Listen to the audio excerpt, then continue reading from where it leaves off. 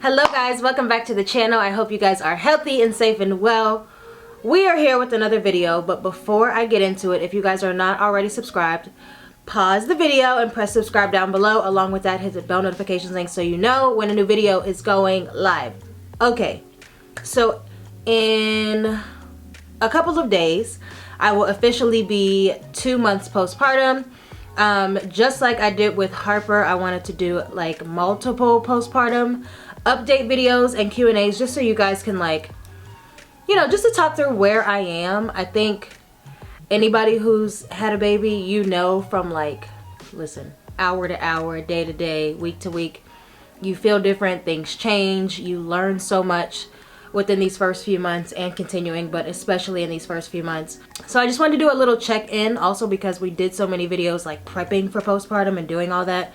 I wanted to make sure that I'm following up with you guys as well, just with how things are going. What did I need? What did I not need? What was essential? What wasn't? All that kind of stuff. So you guys asked a few questions on Instagram, and I'm just gonna answer them here. How are you doing? You're also so beautiful. Oh, thanks. That is a very, very loaded question. Overall, I am amazing. I feel amazing physically.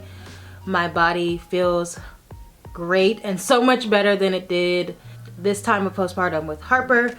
You guys know with Harper I had a C-section, so the recovery was a lot different. So I think because I feel so physically okay and so much better than I did this time last time, it just makes everything overall feel better. Like oftentimes I have to remind myself that I just had a baby, so like you may feel good but you still need to like take it slow and take it easy, but it's also a blessing that I have to remind myself that because I don't physically feel down bad.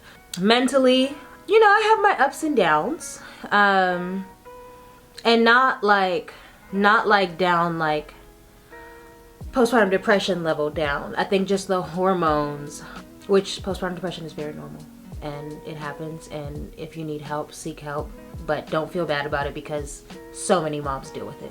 But from a hormonal standpoint, it's just like I'm still, it's 112 degrees here in Texas. I be hot and just over it and still trying to work through everything. I think this time around I've had more good days than bad days. Last time, I think because it was so new, one, I was trying to do everything and be everything to everybody, not realizing that you can't really do that in postpartum. You need to allow yourself to be helped. You need to take time, take breaks, be easy on yourself, give yourself grace, all of that good stuff. But I think because of how I was trying to do that the first time, this time around I'm like, my girl is our community child. Everybody can help out, everybody can pitch in, and allowing my family and friends to help me with everything, and even just being candidly expressive with them. Like today I'm in a mood, postpartum hormones are raging, breastfeeding hormones raging, this is how I feel. It makes everything a lot easier to manage. Or, you know, they're like, give me the baby, you go take a nap, go in the room, do XYZ. I think that's making everything a lot more manageable than last time. So overall I'm doing good. Is it normal to have mood swings from time to time? I'm 2 weeks postpartum and I notice that I get them. Girl, that is the name of the game, postpartum. You are more than normal. All of us have it, especially in those first weeks like that, because your body is like, we just literally raged up with all these hormones and now they're coming crashing down. Like they said, it's a lot of hormones and it's a lot to deal with, and it's normal. So like imagine being on your period and like having all those hormones times a trillion. So it's normal. Like I said, give yourself grace. We all go through it, and a part of me even having a platform and doing what I'm doing by even doing these videos is to share those ups and downs, to show you guys like this is normal. You don't have to feel bad about it. Like I hated everybody today, everybody, and no one did anything to me. I just don't like any of you, and that's okay. Have your day, you know, have your downtime, and then get back up and get back to it. But it's totally normal to have raging hormones and not really know where it came from or what triggered it or what. Like your body is literally trying to regroup and feel like what's happening now. What are your postpartum recovery essentials? So I did a postpartum reel where I shared with you guys the products that I had bought to prep for postpartum. I do think it's best to overall prepare for multiple options. Obviously, if you want to wait to see what type of delivery or birth you have, you could send somebody to Target and get XYZ items. But for a type A OCD person like me, I wanted to prepare for both situations. So like if I had to have an emergency C-section, which I was praying against that because that's just not what I wanted this time around, but also for a vaginal delivery. So I did not use Dermaplast, and I had a good amount of it. I didn't have any tearing, so I didn't need it. I also used the ice packs, but not as much as I thought I would because I didn't have tearing. So I really was just using them because it feels nice to have some cool ice down there. And just because I was a little bit sore from delivery, but I didn't have the, you know, stitches or anything that would have helped with. Postpartum underwear I used always. Freedom Mom postpartum underwear, but it doesn't have a pad in there. So I used that with pads as well. I didn't use the foaming spray, but that's again also because I wasn't tearing. So a lot of different things. I would say as long as you have pads and postpartum underwear, maybe a couple of ice packs just in case. Whole lace. Guys, I was not prepared for how hard it would be to poop. You know, I heard people talk about it, but like, I didn't know it was this intense. So the fibrous, or what is it, a laxative? Like the fiber supplement. Stool softener. Thank you, Shima. Stool softener. If I had to take everything back, I would literally just keep that. Like that is something that I was not prepared for. But the stool softeners helped a lot, and even still 2 months later, I'm still taking them regularly just to make sure I don't get backed up again, because that was a terrible feeling. Did you take your placenta pills this go around? I did. I'm not taking them anymore. I took them for the first couple of weeks, and then I realized that they were giving me headaches, so I stopped. The same thing happened with Harper. So I think for me, I'll still, if we ever have another child, I'll do it again, but I'll just do it knowing that I'm just going to take it those first few weeks to help with the sudden drop of hormones to kind of replenish me a bit. But taking them long term, I don't think I'll be able to, because the same thing happened twice. I've never had hemorrhoids before, so part of me was kind of scared because I was like, people always talk about this and like we're telling me to like get hemorrhoid cream and all this kind of stuff, and I was like, you know, I'll get it, but I don't even know what to expect or what this feels like. But I didn't experience that, thank God, because I was kind of scared with the way that people describe it. I heard it's painful. What is your pumping schedule while nursing so that you can create a freezer stash? So I guess they're probably just understanding, like, obviously when you pump, you don't give. So I don't have a schedule. I've never had a schedule with either kid. Like, I think it would give me too much anxiety to have to stick to like a this time of the day I'm doing this or whatever. One thing that I did try to do was pump after I fed her, to basically tell my body like, oh, kid's still hungry, we need to produce more milk. I think that's what's helped me, you know, have a freezer stash. We are also combo feeding. So when we started doing that, half of our bottles were formula. So it was half breast milk, half formula, which gave me more to put away, if that makes sense. But you just have to tell your body, like, you have to keep putting either the baby or the pump to your boob to tell your body we need more milk. And the supply should roll in. Also, just making sure you're overly hydrated. You can't produce liquid if you're not hydrated. So yeah. How do you manage tantrums with a toddler and fits with an infant? So I guess obviously both of them have potential to lose it at the same time. But how do you? My eye is twitching. Just say a prayer for my girl, y'all. Y'all. It's really not okay. Even just thinking about it, that's why I'm telling you, my eye is twitching. It's not good. It's not fun. It's not fun at all. It's very triggering. I'm triggered even answering this answering this question because oh my god, y'all, these kids is crazy. And it's almost like they feed off of each other. So this weekend I was like, Corey was like, I'm gonna turn the alarm on so you can't run away, because I was like, you know what, I'm finna leave all y'all. Might I also add, she had my kid as well. This is Jan, by the way. She had my kid and she was like, your kid? My kid is officially in a stage of tantrums as well. They feed off of each other. And I was like, you know what? Oh my god. So one gets mad when you put one down, and then the other one's crying, and then that one wants to get picked up, and then this one is crying, then this one gets calm, and then this one starts crying, and then it's just like one big cycle. It's literally a circus. I felt bad for my girl, y'all. It's literally like, it's a circus. And I feel like they do it on purpose, honestly. Obviously they don't, but I feel like they be like, ooh, how we gonna get her down bad today? Let's see who can do it the fastest. Yeah, the question was, how do I manage it? I don't. I have a nice little bar here, my wine, and otherwise.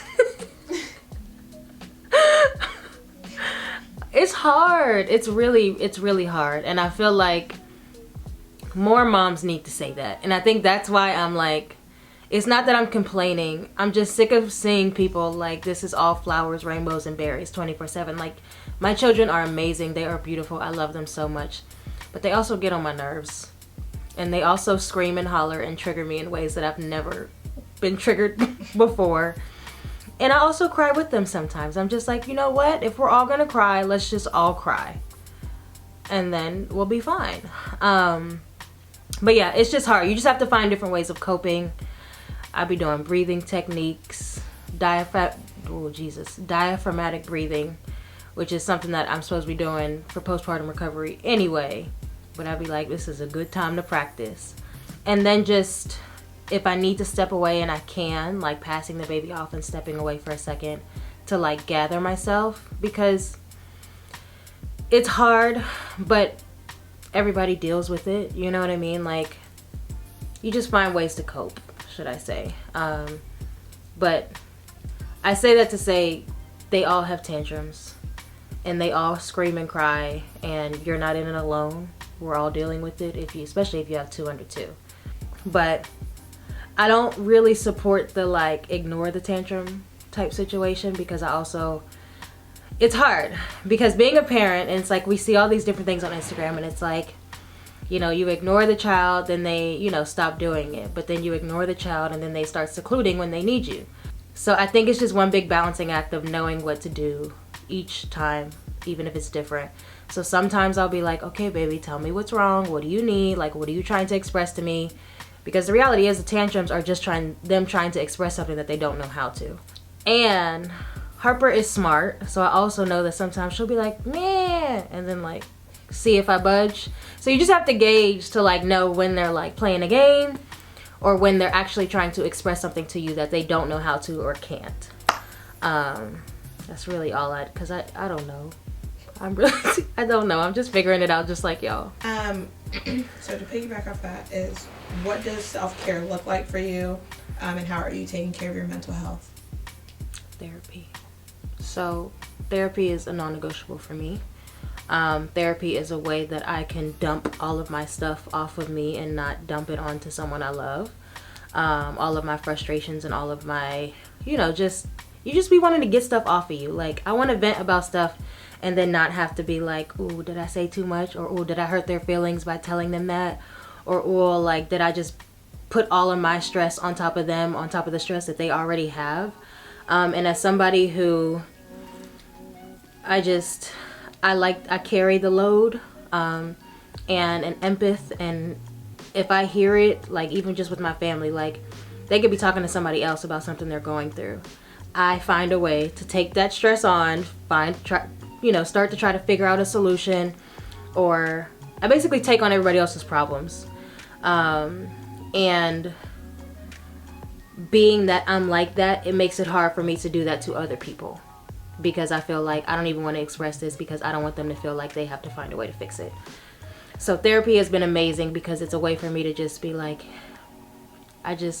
And even when I talk to my therapist, I'll be like, nothing bad happened this week. I just want to vent and I just want to talk and rant about some stuff that probably doesn't even matter.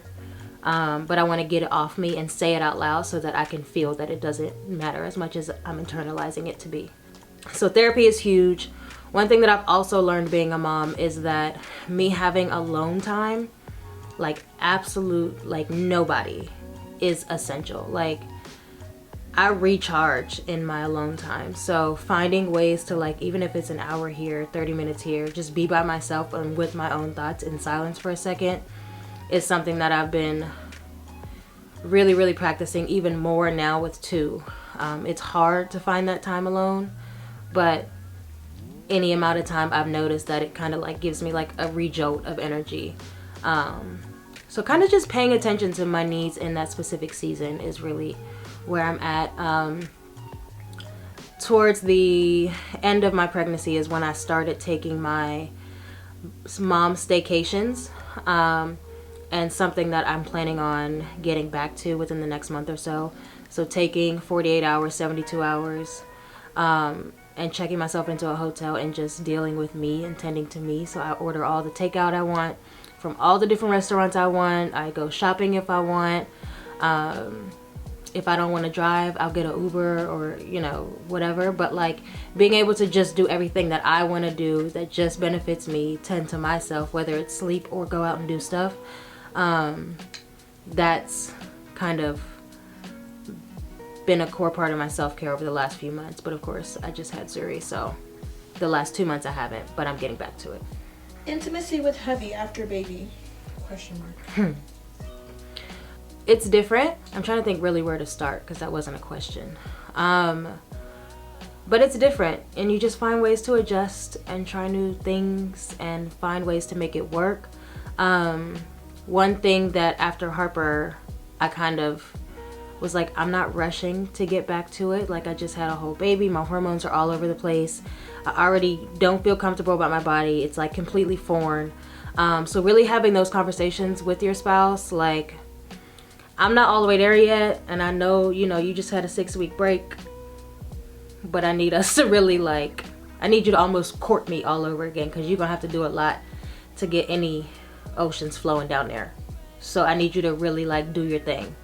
But it's different. Like, our hormones are all over the place, and it takes time, and I don't think you should feel rushed. I think you should just say, okay, you know, what we used to do before doesn't really work for me now. I need you to find a new way to dress it up, make it spicy. I don't know. But that's just normal. And yeah, I don't think it should be forced. I don't think you should feel pressured. It may take more than it took to get you where you need to get, and that's okay. This question was how to mentally and physically prepare if you cannot afford a postpartum doula and you don't have a village near you. Like, and I'm only saying this because I couldn't imagine not having my tribe. Okay, postpartum doula is like the cherry on top, but my tribe does the bulk of the work of like pretty much helping me stay sane. But I would say try to think about those things that you'll need ahead of time, whether it be, you know, meal prepping and having dinner ready, so that if there is a day that you don't feel like cooking, you know, you don't have to have the stress of doing that. I don't know. Anything from the choir in the back? Because I really don't know. I could not imagine not having the help. And I think God knows who to give what to. And I say that all the time because then there's Jan, who, you know, is a super single mom. Like, she's a super mom. Like, I don't know how she does what she does. You know what? She's in the background doing stuff. But I really feel like God knows who to give what to. And for me, I just know that I am not in a mental place to be able to handle what I handle on my own. But I think maybe just laying out what's important to you and things that you think you may need, so that there are certain things that you've kind of tackled ahead of time, whether it be meal prepping, whether it be, you know, getting yourself a nice foot massager. So like that's your form of self-care after the kids go down. That's what Jan got me for, what was it, Mother's Day? Baby shower. And it's something, Yeah, it's like, but you can find ways to like make your own zen, and take care of yourself. I would probably say that's my biggest thing, is trying to think ahead of the things that you might need. See yourself in certain situations and saying, okay, if I had this would ease this, and kind of moving that way. I struggle answering questions like this because I'm not a mother, like you know, more or less thing. But I think from what I've noticed, the reality is like being honest with who you are. Like more honest than you would be just telling a girlfriend. Like I feel like being honest and being like, no, I need this, it is important, and being okay with your reality, because the reality is like, if you're a single mom and you don't have help near you, like your child might have to go to daycare for you to have a or may have to go a little bit sooner than usual. I may have to move closer to family for a season. I may have to work a second job or hire help, and that means I'm lacking in areas. And like, I don't know what that's like. I've never, but I'm saying like, I think if you're super honest, then you can reassess. I literally would take away from so many other places that people would see as necessities in order to get extra help, because I know my mental capacity. I know all of the weights that I carry. I know, you know, that I'm running 2 businesses, that I'm doing different things that also need my attention. And I think that was the hardest thing for me to accept, because for a long time I was like, you know, God, why didn't you give me the mental capacity to be able to do this? Like, why is everyone else able to gracefully go through these things and have multiple kids and do it on their own and not need all the help? But it's like, there are weights and things that I carry that a lot of people don't even know about. So it's like, they can do that, but they're not doing XYZ as well. So it's like, you know, everybody are balancing different things. Because I told my therapist all the time, I was like, people have kids all the time and they can do it on their own. They're not as stressed. And who am I to say? I don't know what they do at night. You know what I mean? So that's also just me assuming that people are okay. But she's just like, their situation is not yours.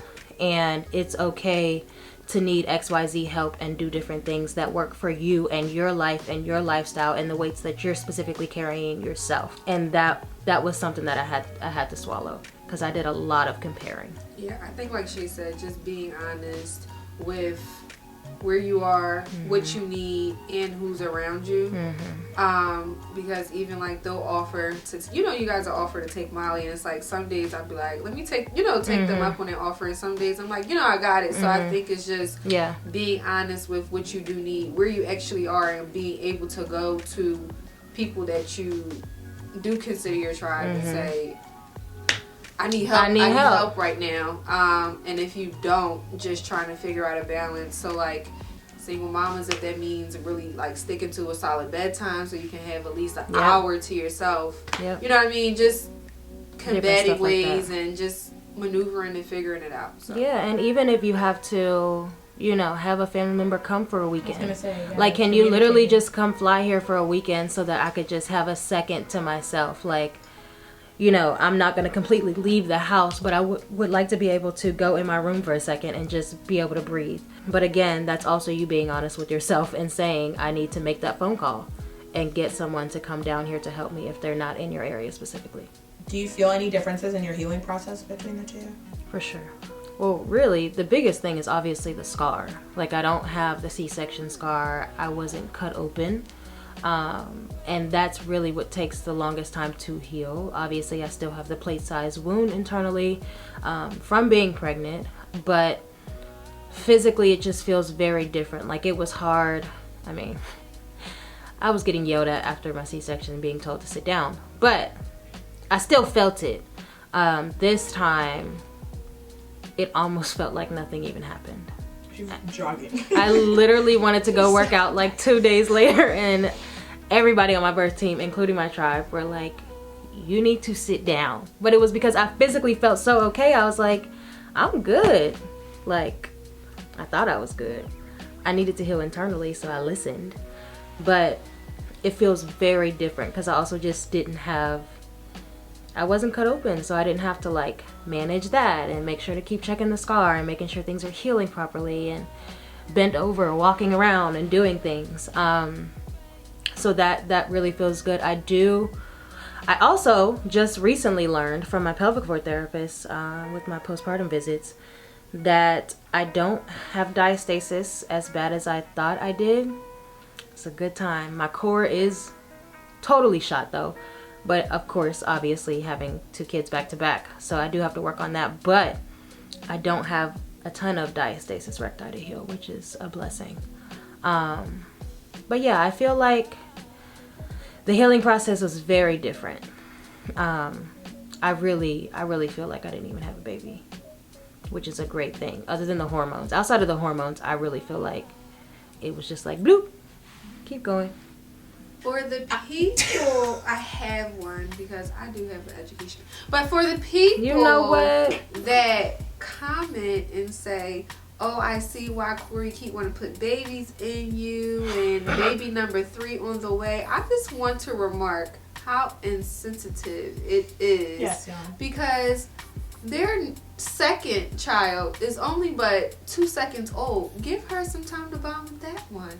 Please. that's true. And y'all don't know how she feels about baby number 3. So it's Yeah. just like, you know, I just think that it's very insensitive to put those expectations on moms, because now I'm like, oh, do I need to be thinking about that? Or like whatever. I saw another mom Like, post how that. could I even be thinking about Right. I saw another mom post that yesterday. She's an influencer, and people were like, baby number 3, baby number 3.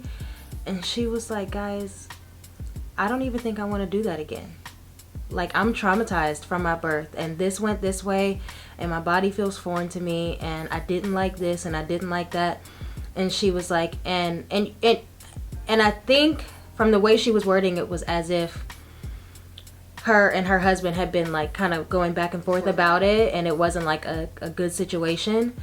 So for people on the internet to be like swarming her with this even more, it's like, bruh, like, probably you means know, her family already is, because the baby's so cute, you should have another. It's like Right. everybody else on top of. right. I think, and I would say put yourself in the mom's shoes, but I don't even think people do that. I just think when talking to a mom, literally try to filter through every possible way that she could feel with this statement that I'm about to say. Because there are a lot that we moms are dealing with that you guys don't even know about, and a lot that we don't even tell the people in our lives, you know what I mean? Because it's such an emotional situation, more than just having the baby. There's so much other stuff that people deal with. You know, some people go through stuff in birth where they say that you can't have any more kids, or like, we have to do XYZ because, you know, this isn't going to be good for you moving forward. So I think just considering all things, and try to be as sensitive, especially with this topic. Obviously, everyone should mind their business, but if we're sharing certain things, of course you want to ask certain questions, but just try to filter those questions as much as you can, because you don't know how triggering those questions could be for that mom, or if it could be the one thing that sends her over the edge. Because there are so many moms that you don't even know are dealing with postpartum depression. So do you really want to have that blood on your hands by just, you know, seemingly innocently saying something, but not really thinking through it? And that's just something, as it relates to all topics, especially on the internet, especially with your favorite influencers, because they share their lives, and they share certain things, but that doesn't mean that everything about them is free game, because it's not. It's like, we're doing this, and for me, it's like, you know, I'm doing this to help the next person. So you don't want to assume that their entire life is just fair game for questioning and all that. Anyways. For those who are a part of people's tribes and like going to help a mom through postpartum, obviously you need to know like the mom's temperament, character, and personality and all that. But like, what are ways that they genuinely can help? That as much as a mom tells you that she doesn't need you to take the baby and give her time to herself, it's not real. It's not real. I think even if it's for 30 minutes, like, just, if you could just stop by and be like, you don't even have to talk to me. You don't have to look at me. Just hand me the baby. Let me feed the baby while you go take a shower or go sit in your room in silence for a second. Like, that matters so much. And I think offering whatever help you can offer without requiring anything of them. So like, I'm gonna stop by, I'm gonna do whatever dishes are in your sink. I'm gonna stop by, I'm gonna just straighten up the room and do XYZ. You don't even have to be around, you don't have to talk, you don't have to exert any additional energy. I just want to help. Goes up like further than you would even imagine. Like, it really would. Just because the weight is just so much, and we don't want to feel like our lives are burdening you too. So I'm saying ask, be honest, do all that stuff, but it's still hard. But I think any hand that you can lend without requiring anything of them is the way to go. I did see someone on Instagram ask about my whole night nurse postpartum doula situation. So this time around, I had a postpartum doula with Harper. She was more she was daytime, but she would come for a couple hours in the day, do laundry, straighten up the kitchen, cook a few meals so that we had stuff for the other days. After having Harper, I realized how sleep deprived I was and how I am just not a person who can operate off little to no sleep. Just me as a human, I can't function if I don't have adequate sleep at night. So I knew that this time around I wanted to prioritize getting night care. So I have a postpartum doula. How it works is she comes around 8 p.m. On those nights, I don't bathe Zuri. She grabs her from me as soon as she walks through the door. If she's asleep, she'll come get her and lay her in the room with her. She'll give her a bath. They'll do whatever routine that I typically would do with her, she does with her. And then for that night, she sleeps in the room that the postpartum doula is in. I don't hear her, I don't see her. If I was breastfeeding, like just strictly boob, no bottle, she would bring her to me in the room when it was time to eat, and then she would go back in the room and sleep. So she gets here around 8. She leaves at 6 a.m., which gives not only sleep time for me and Corey, but also time for us to just be with us too. So we'll have movie night or we'll do date night that night and actually be able to come home and have a real night's rest. I contracted her for the first 15 weeks. She was willing to stay longer, but she is pregnant and she's due in September. So we will just be doing those 15 weeks. And then after then, I'll determine how I want to move forward, if I want to find someone else, or if we're good. So we're not doing any type of sleep training right now. We're kind of just, we don't have a schedule for Zuri at all. She's not even 2 months yet. So she naps when she naps, she eats when she wants to eat. We don't have a schedule yet. So we'll kind of just gauge how things go this next month to see if I will still need that additional help, or if she's sleeping enough at night for me to at least be able to be a normal human during the day. I hope you guys enjoyed this video. If you have additional postpartum questions, I'll do another update. I don't know if it's going to be at 3 or 4 or whatever, but it really just depends on how many questions we have.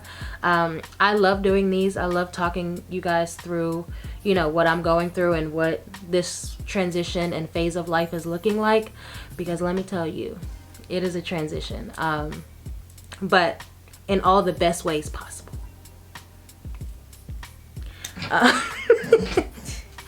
But yeah, so I hope you guys enjoyed this video. Make sure you guys are following on Instagram, Pinterest, Twitter, Facebook, TikTok, all that good stuff. Again, questions down below, video suggestions down below. I love you guys. Peace out.